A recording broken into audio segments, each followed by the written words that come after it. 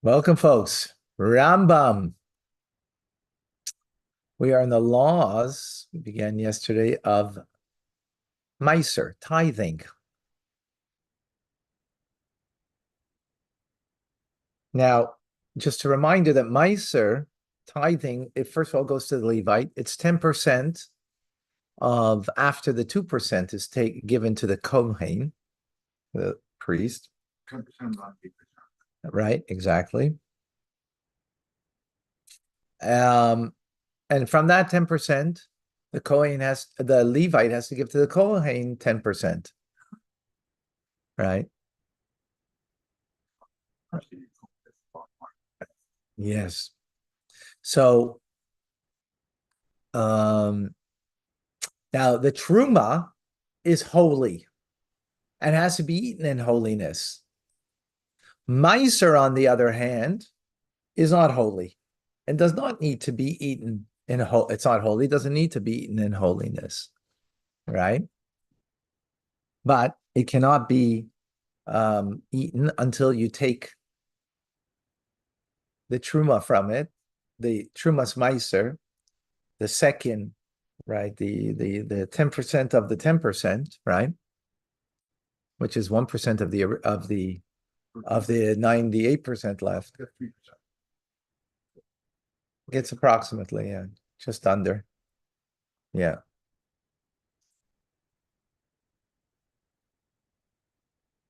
Yeah. Okay. Those are some of the laws that we learned yesterday. Okay, chapter 4. The obligation to tithe is not established for tevel, according to scriptural law, until one brings it into his home. So when is the obligation to tithe? When you bring it to home.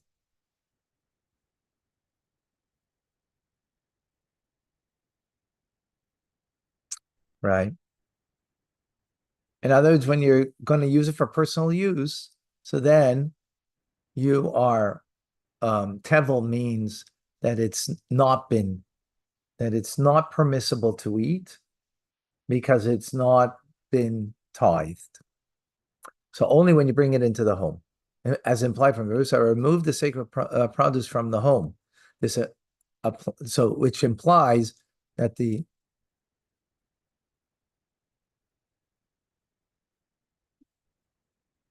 interesting. Why is it called sacred when it's actually not sacred? So I don't know what the term means.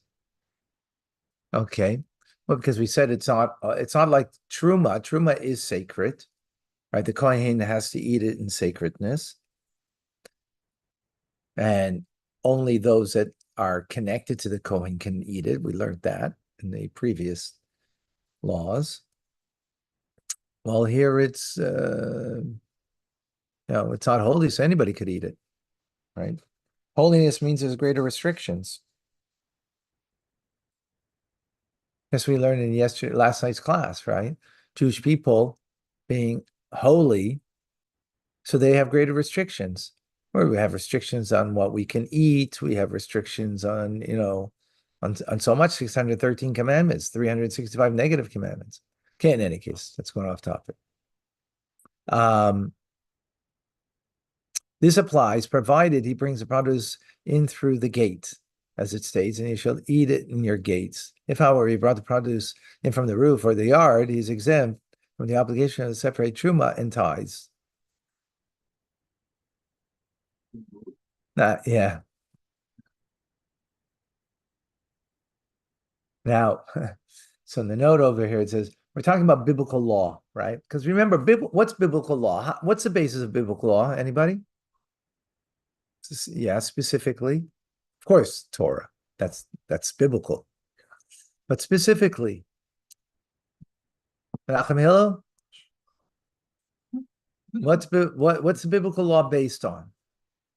On the verse itself, on the understanding of the verse, not the logic of a mitzvah, not the rationale of something, but what the verse is saying, what the words are saying, right? Very, very, very exacting on the words, right?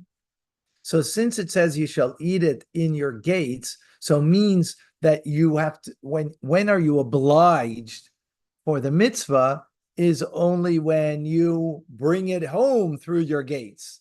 In other words, if you brought it through your roof, you're not obliged.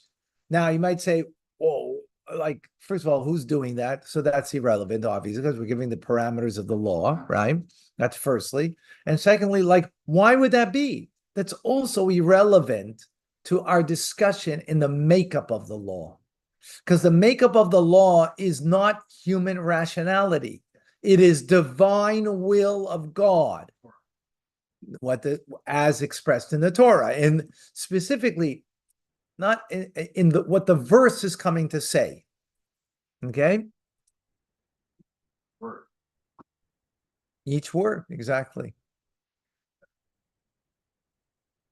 And as we had, like when we learned Chumash Rashi today, remember, the word says, "Va'asimim, I will place upon them, upon the judges," and it's missing a yud. So Rashi says, bringing from the sages and the Talmud, "Va'ashamim, and I will make them guilty." In other words, the judges are guilty that when litigants come, the very fact that there are litigants that are coming, the judges are guilty. Why? Because they should be educating the population in such a manner that there shouldn't be such litigation. Right? In other words, does that make sense? You're going to put the blame on them? Well, the Torah is doing it. Now, there you can now, being that that's more of a moral teaching, so to speak, so you can give some understanding behind it. Here, this is, a decree of the verse, if you will. Well, not as rational that you can have an understanding behind it, right? Like, what? And you brought it through the roof, then why would you be exempt? Like, so what? You brought it home. What's the difference how you got it home, right? That would be rational thing to say, right? Now, in the end, by the way, there is an understanding to things. It may not be in the regular human rationality, but there is an understanding to it. But when it comes to the makeup of the law, that's irrelevant, right? Unless it's part of the makeup of the law. But here it's based on the verse. Okay, number 2. It appears to me that lashes are not administered as required by scriptural law for eating tevel. Okay, what's tevel? Any produce that you did not take truma and meiser from, it's tevel. What does it mean it's tevel? You can't eat from it. You first has to give what you owe, right, to the Kohen and to the Levi. Then you could eat it, right? Now, we were just brought out, when are you obliged to make that giving, right, is when you bring it home, fine. But you can't, just because you brought it home doesn't mean you can eat it.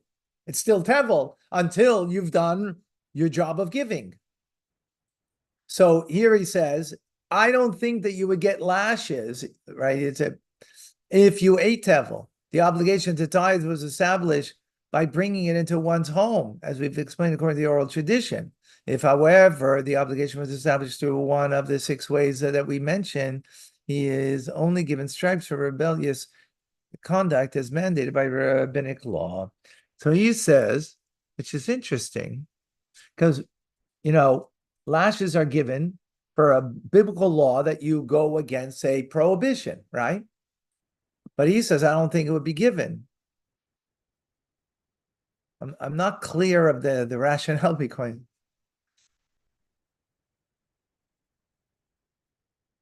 So, in other words, by scriptural law.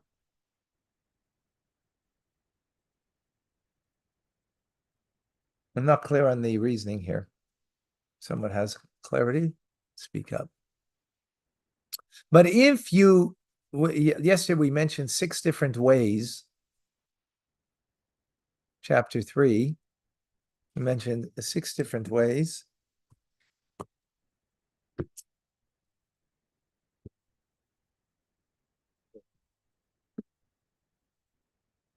Hold on a moment.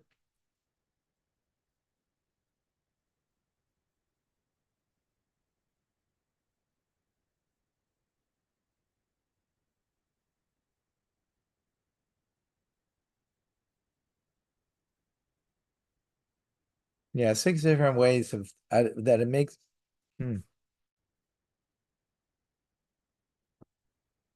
Which one of them is bringing into your house, by the way? Um, so he's saying here that you would get stripes, right? Lashes, but it will only be rabbinic law. Similarly, a person who partakes of produce which he desires to bring to the marketplace after the task necessary to prepare it have been completed, receives the only stripes of rebellious conduct, as we've explained. Because biblically, the law is only when do you have to give tithing? When you bring it into your home, right? Rabbinically is even if you bring it to market to sell, you also have to take, but that's only rabbinic law. Okay, why? No, first of all, why is it that that's the biblical law? Because that's what the verse says. When you bring it into your home, right? That's the inference of the verse, right? So that's why that's biblical law. That when you take it to market, you're not. Okay, for whatever reason, that's what it is, right? The rabbis came and said, no, we're not making a distinction. Even if you take it to market, you also have to tithe. For a person who completes it, Or it's more lenient. yeah, right. Or yes.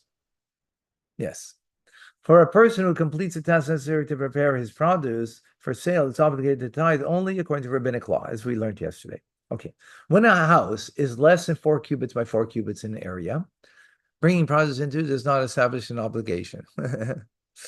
I don't know. You know what 4 cubits is like 36 square feet, right? That's very small. Huh? 36 square feet is not your apartment. I'm sorry. No, not 36 square feet.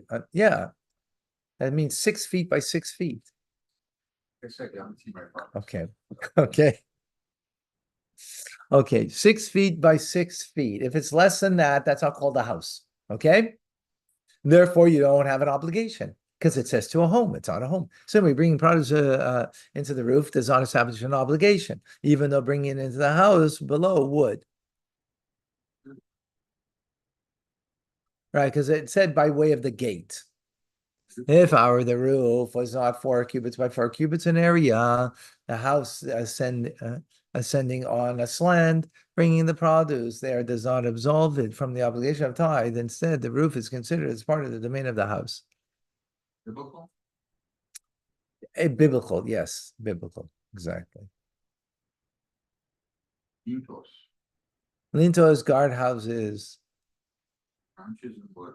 lintos, shelters made of branches and wood, guardhouses, summer shelters, 4 pillars of a roof on the top of it without walls, or a sukkah built by workers who dwell in the vineyard and the gardens in the summer, right? They have, like a shady place, right? What's it called? What we have people in their backyards, even though they dwell in them throughout the summer, and so it contains mills and chickens, do not establish an obligation to tithe. It's not considered a home, right? It's not considered a home, so therefore it doesn't obligate you when you bring it there to tithe. Some of the other sukkahs built by potters and sukkahs for the holiday sukkahs, during which the festivals does not establish an obligation. None of these are permanent dwellings.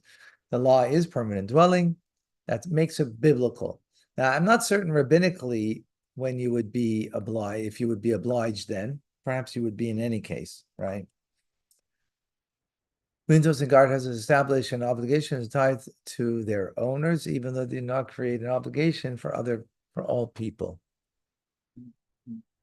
Oh, so in the previous, we're talking about someone else who brought it in there, right? Who was a worker for you.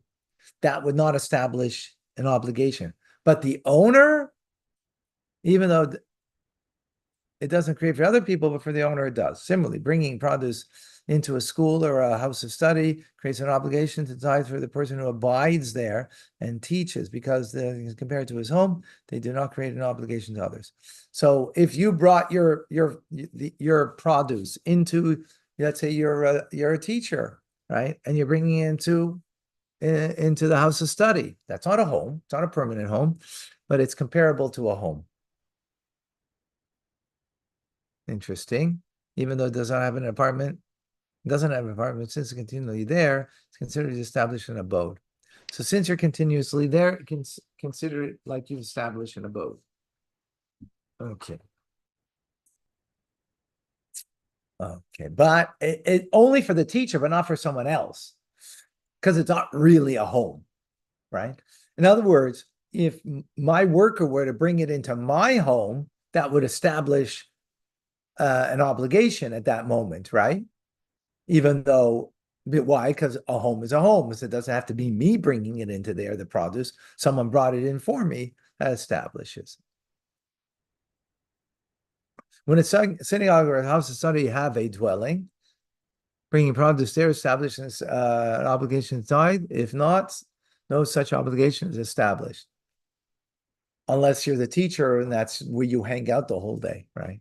Rent your room. Like for me, I think this room over here, if I brought it over here, it would obligate me. Your Bringing produce to stables and to storehouses in the fields that are built to store produce. It's not establishing an obligation to tithe because it's not a home.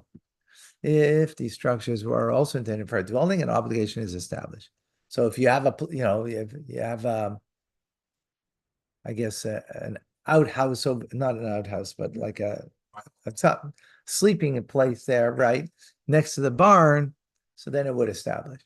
Just as bringing produce into a home establishes an obligation to tithe, so to bringing produce into a courtyard establishes such an obligation. Why?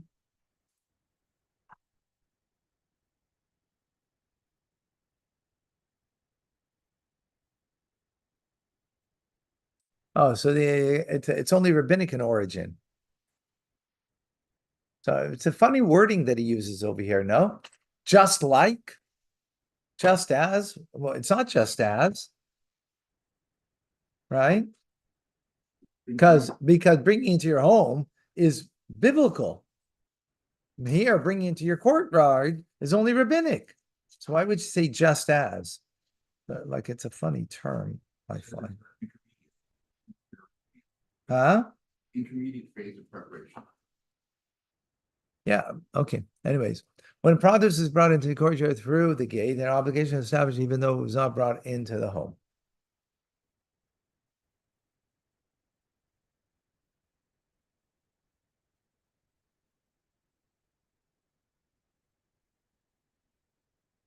Okay. Into which type of courtyard must produce be brought for an obligation to tithe is to be established? Any one of the which uses utensils are protected within. One in which a person is not embarrassed to eat there, or in which for the person to enter, he would ask, "What are you looking for?" Aha. In other words, if it's a courtyard that, right, that someone's going to ask you, "What are you doing here?" So that's not a courtyard you belong. So therefore, then it's not like being in your home, right? No one's asking you, "What are you doing in your home?" Right? And if you would be embarrassed to eat, if you wouldn't be embarrassed to eat there, meaning you feel you belong there, right? So therefore, that would establish an obligation. The above also applies to a courtyard which has two inhabitants or is owned by two partners. When one opens it and enters, and then the other comes and enters or leaves and locks it. Since they open it and lock it, bringing produce into it, establish an obligation to tithe. Right. In other words, you're feeling the responsibility of it, right? Even though there's two people there, and one may be careless to leave it open since the other locks it as regards a private property, since he's bringing the produce in. So, like, let's say someone left it open and you lock it. Why do you lock it? Because it's yours. You feel you have the responsibility. You feel like it's yours, right? Like if someone else's property and you left their front courtyard, not necessarily you would lock it, unless you should lock it.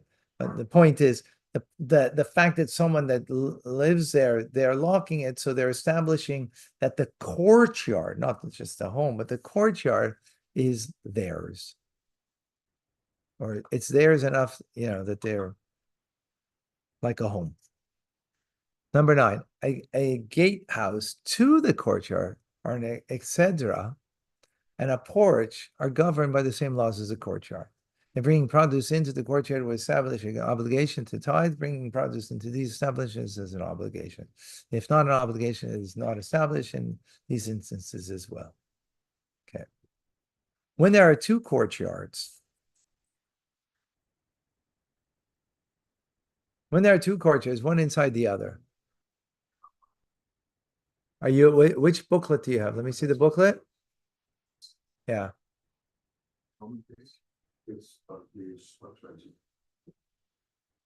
When there are two courtyards, one inside the other, bringing produce into either of them establishes an obligation to tithe. When a potter has two sukkahs, one leading to the other, bringing produce into the inner sukkah establishes an obligation to tithe. Bringing it into the outer does not.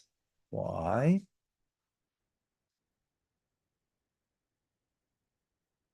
Comes to the question why the Rambam repeats the same law in such proximity.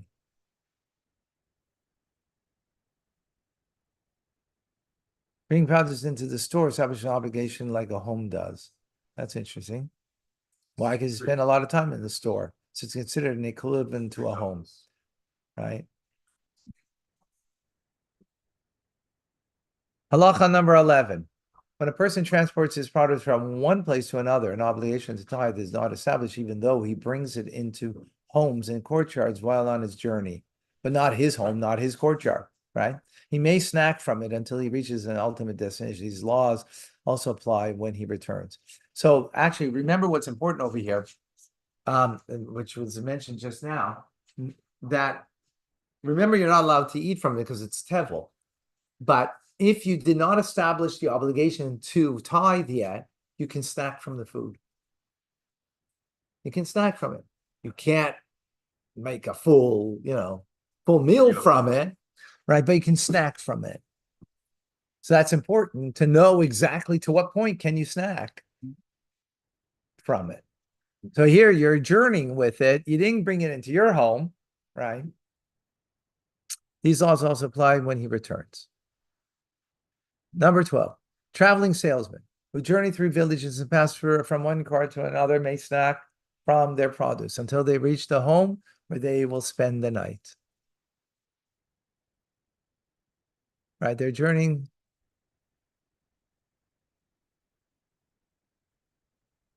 In the previous halacha, when do you become obliged? When you come to your final destination, right? You're transporting. Here's a travel salesman. So where he spends the night, before he gets to his final destination, he becomes obliged. What's the rationale? Since he's traveling salesman, he does not have an ultimate goal, whether they spend the night. Aha. So a traveling salesman doesn't have an ultimate goal because I guess he's going with I'm not clear. What's he traveling? What's he a salesman of? It's produce? He's selling perfumes to women. So he's right. Yeah, exactly. He's selling perfume to women, right? That's what he's a traveling salesman of. But he also has produce that he took from home because he got to eat on the way. But he didn't tithe it yet, right? He didn't tithe it yet. Because remember, tithing it, he didn't become obliged yet to tithe. So first of all, he didn't tithe it. And he did maybe have a Levite to give it to. Although I think if he put it aside, hey, come say hello. Come. Ava. Ava. My granddaughter.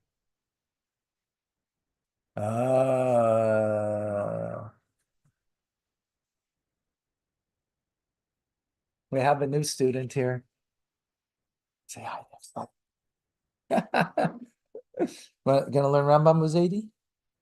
Gonna learn Rambam. So the traveling salesman, he's selling other produce, right? He's selling the perfume, right? Perfume. Well, no camp?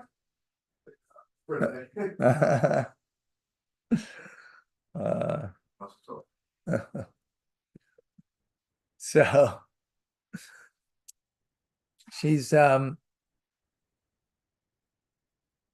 he's selling perfume. He's got to take food with him. He didn't have a Levite to give it to, or whatever. He wasn't obliged. So he's traveling, he's snacking on it. But now when he stays overnight, since he's a traveling salesman, it's not like he's going with this produce to an end goal. He's taking it for himself to eat something, right?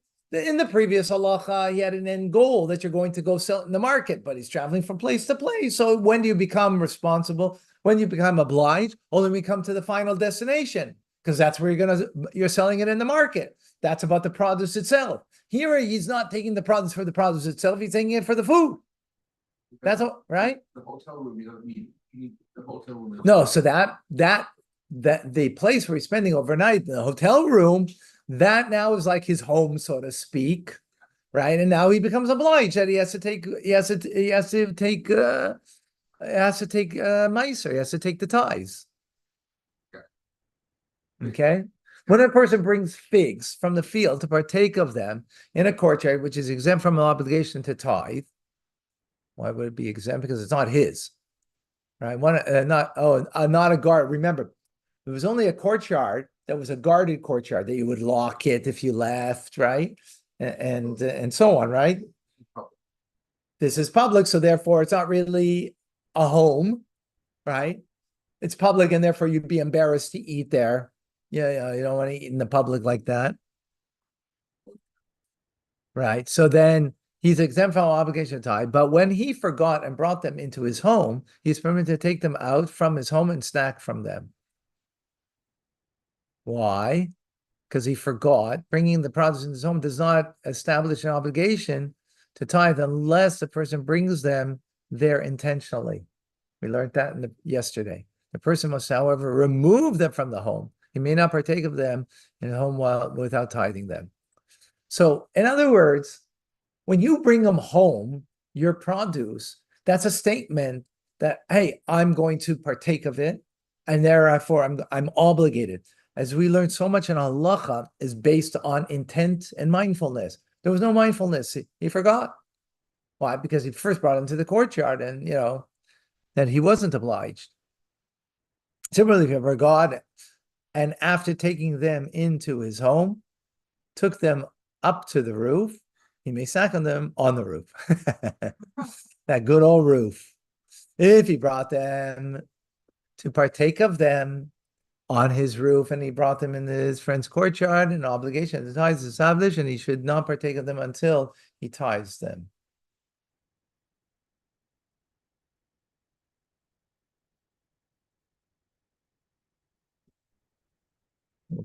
Long explanation here. Whoa.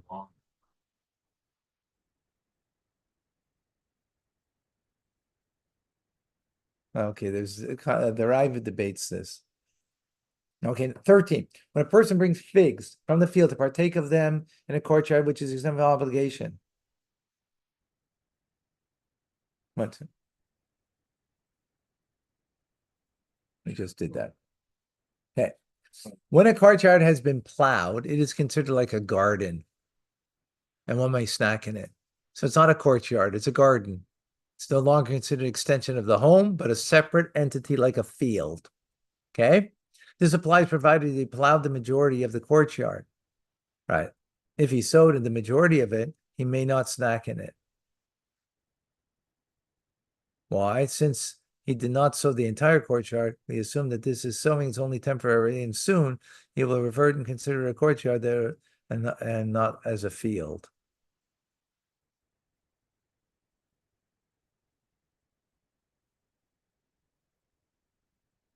That's interesting.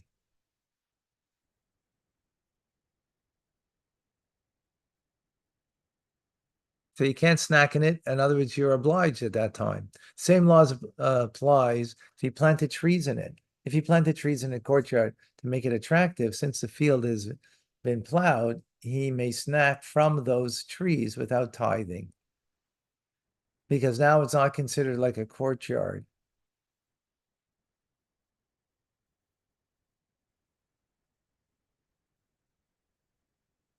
It's more like an orchard, like a field, and therefore you're allowed.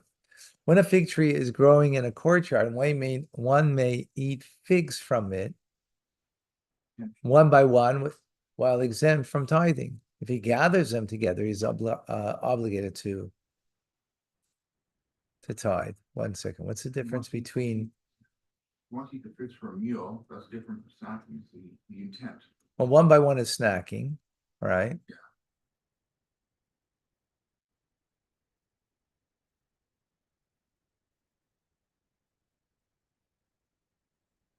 One is snacking.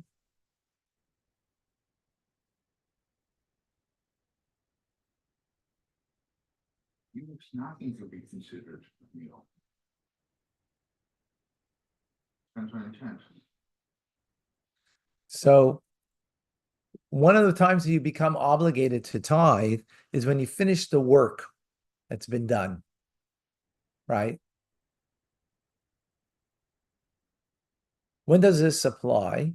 When he is standing on the ground. If, however, he climbs the tree of the fig tree, on top of the fig tree, he may fill his bosom with them and eat them there. Or the open space of courtyard does not create an obligation to tithe. In other words, when are you home? When you're sure-footedness of the ground. If you're hanging in your home, you're not that side at home. Home means you got to be sure-footedness of the ground. Hanging up in the top of the tree is not. Okay. If the fruit tree was standing in a courtyard and leaning into a garden, one may partake of the tree while standing in the garden in an ordinary manner, as if the tree is planted in the garden, right? Even though it's really in the courtyard, so it has part of a law of a courtyard, but it's hanging over, so whatever's hanging over is considered like in the field. If the tree was planted in the garden and leaning in the courtyard, it's considered as a plant in the courtyard, and one may not partake of it of them one at a time. It's like Cohen. But only partake of them one at a time, right? So it's Cohen. Huh? You have a tree that's outside of the cemetery, Right. it's still part of the cemetery. Exactly. 17. When the vine is planted in a courtyard, one should not pick an entire cluster and partake of it. Instead, one should pick the grapes one by one. Again, snacking you could do. Similarly, with regards to the pomegranates, one should not take the entire pomegranate, but one should divide the pomegranates while it is on the tree and partake of its seeds from it. Wow. Similarly, with regard to the watermelon, one should bend it over to the ground and partake of it there. What does it mean bend it over? Oh, because it's still connected to the ground. So, but it's on the ground. I don't know what it means to bend it over.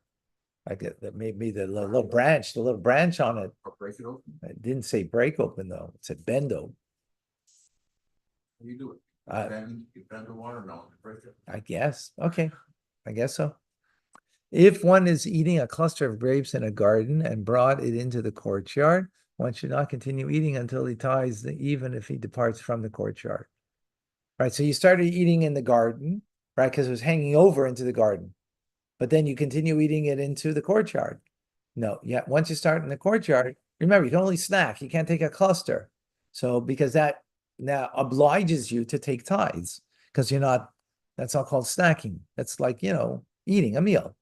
18. When coriander is planted in a courtyard, one may pick it leaf by leaf and partake of it. If one gathers them together, it's obligated to tithe. Similar laws apply in analogous situations. Wow. Fascinating. Coriander, that's a Oh, look at all these notes here. bird, isn't it?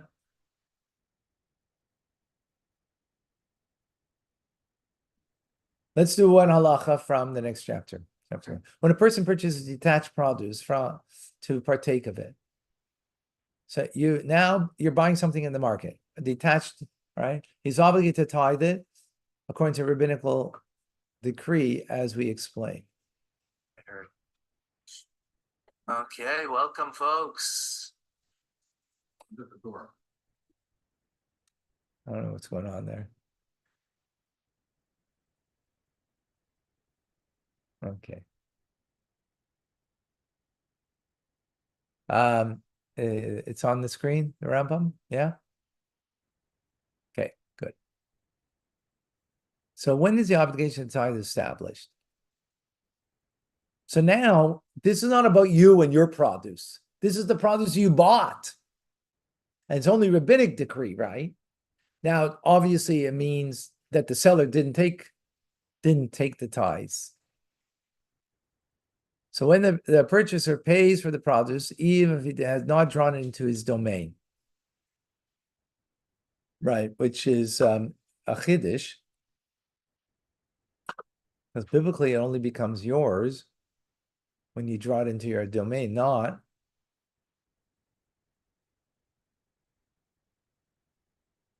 right, not giving money. It's a transfer from domain to domain that is biblical law. But here he's saying nonetheless, if a potential purchaser was selecting and setting aside, so he's taking produce, selecting, putting it aside, all right? Even if he didn't sow an entire day, even if he made up his mind to purchase the produce, he's not obligated to tithe it. If he is a God-fearing person, from the time that he made up his mind, he should tithe it. Afterwards, if he desires to return it, the seller, he may return it. Okay, let's stop here. All right, thank you, folks. Thank you, Rafa. Have a Bless good you. day. Thank Thank you. you, Rabbi. Good day.